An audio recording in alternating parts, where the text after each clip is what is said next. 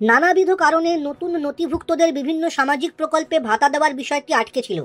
এহেন পরিস্থিতিতে নিজের লোকসভা কেন্দ্র ডায়মন্ড হারবারে নিজের উদ্যোগে ৭৬,০০০ মানুষকে বার্ধক্য ভাতা দেওয়া শুরু করেছিলেন তৃণমূল সাংসদ অভিষেক বন্দ্যোপাধ্যায়। কিন্তু অতঃপর অভিষেকের ভার বোধহয় কিছুটা লাঘব হবে। বুধবার পূর্ব বর্ধমানের সরকারি পরিষেবা প্রদান কর্মসূচি থেকে বিভিন্ন প্রকল্পে বিপুল সংখ্যক মানুষকে নতুন করে সামাজিক সুরক্ষা দেওয়ার কথা ঘোষণা করলেন মুখ্যমন্ত্রী মমতা বন্দ্যোপাধ্যায়। বুধবার বর্ধমানে মমতা ঘোষণা করেন, যারা দুয়ারে সরকার এবং সরাসরি মুখ্যমন্ত্রী প্রকল্পে আবেদন করেছিলেন তাদেরটা আমরা অনেকটাই ক্লিয়ার করে দিয়েছি।